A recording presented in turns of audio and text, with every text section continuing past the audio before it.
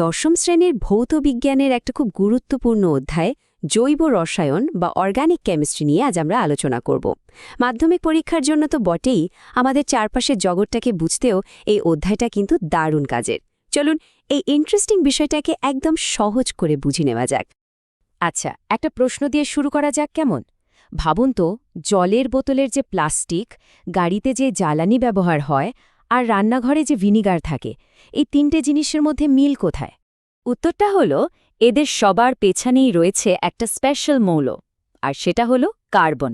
বলতে গেলে সব জৈব যৌগের মূল ভিত্তি হলো এই কার্বন। তো চলুন এই কার্বনের দুনিয়ায় ঢোকা যাক।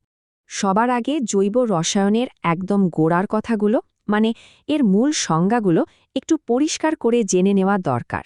কারণ এই বেসিক আইডিয়াগুলোই কিন্তু পুরো অধ্যায়ের ভিত্তি তৈরি করবে। তাহলে জৈব যৌগ কি? সোজা কথায়, এগুলো কার্বন ভিত্তিক যৌগ। কার্বনের দুটো দারুণ ক্ষমতা আছে। একটা হলো ক্যাটিনেশন, মানে কার্বন পরমাণুগুলো নিজেদের মধ্যে জুড়ে গিয়ে লম্বা চেন তৈরি করতে পারে। আর দ্বিতীয়টা হলো সমাবয়বতা বা আইসোমেরিজম, যেখানে ফর্মুলা এক হলেও যৌগগুলো আলাদা হয়। এই জন্যই এত রকমের জৈব যৌগ তৈরি হতে পারে। একটা মজার ব্যাপার হলো, এই যৌগগুলোকে কার্বন কার্বন বন্ড দেখেই দুটো ভাগে ভাগ করা যায়। সম্পৃক্ত বা স্যাচুরেটেড যৌগে কার্বন পরমাণুগুলোর মধ্যে শুধু সিঙ্গেল বন্ড থাকে, যেমন মিথেন। আর অসম্পৃক্ত বা আনস্যাচুরেটেড যৌগে অন্তত একটা ডাবল বা ট্রিপল বন্ড থাকবেই, যেমন ধরুন ইথিলিন।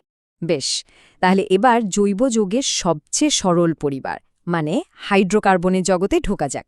চলুন দেখি এদের গঠনটা ঠিক কেমন হয়।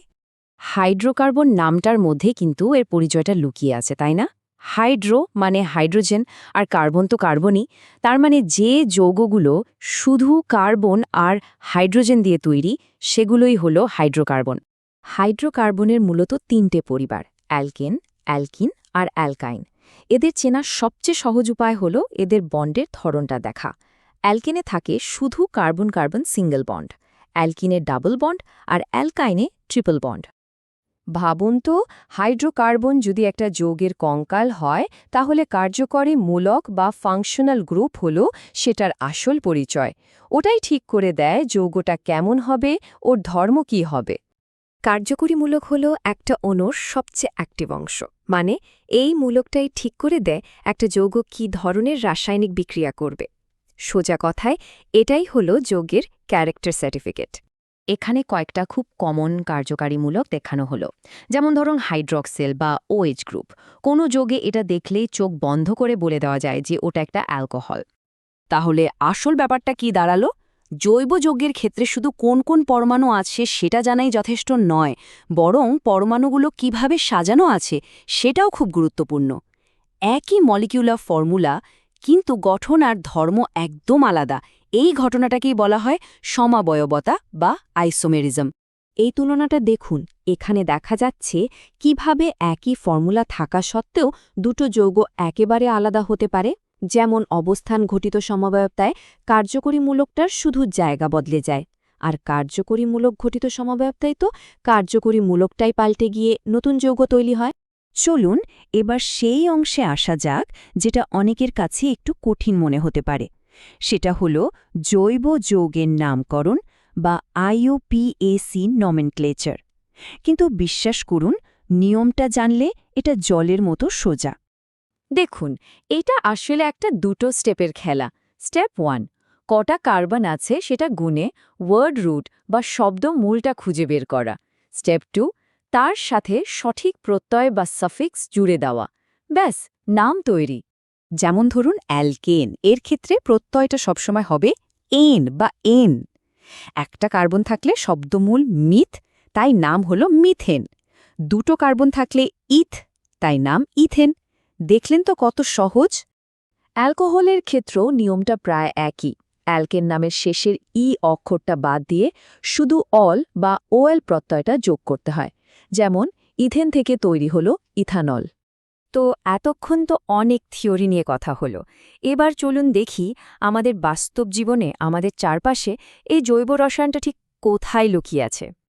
এই স্লাইডটায় আমাদের রোজকার জীবনে ব্যবহার করা দুটো জ্বালানির কথা বলা হয়েছে, এলপিজি আর সিএনজি। আমরা রান্নার কাজে যে এলপিজি ব্যবহার করি তার মূল উপাদান হলো বিউটেন, আর গাড়ি বাসে যে সিএনজি ব্যবহার হয় তার প্রায় ৯০% হলো মিথেন। আমাদের চারপাশের কত জিনিস, বিশেষ করে প্লাস্টিক, পলিমার দিয়ে তৈরি। পলিমার আসলে একটা বিশাল বড় অণু। এটা মনোমার নামের অনেকগুলো ছোট ছোট ইউনিট পরপর জুড়ে জুড়ে তৈরি হয়, অনেকটা ট্রেনের বগির মতো। এখানে ৩টে খুব পরিচিত পলিমারের উদাহরণ আছে। পলিথিন, যা দিয়ে ক্যারি ব্যাগ তৈরি হয়; পিভিসি, যা ইলেকট্রিকের তারের কভার বা জলের পাইপ বানাতে লাগে; আর টেফলন তো আমাদের রান্নাঘরের ননস্টিক কড়াইতেই থাকে। আর সবশেষে অ্যাসিটিক অ্যাসিড। আরে, এটা তো আমাদের সবার রান্নাঘরেই আছে, ভিনিগার নামে। এর ৫ থেকে ৮% জলীয় দ্রবণকেই আমরা ভিনিগার বলি। এটা কিন্তু মাছ, মাংস বা আচার সংরক্ষণে দারুণ প্রিজারভেটিভ হিসেবে কাজ করে। এই পুরো আলোচনাটা আমাদের একটা খুব জরুরি প্রশ্নের সামনে এনে দাঁড় করায়।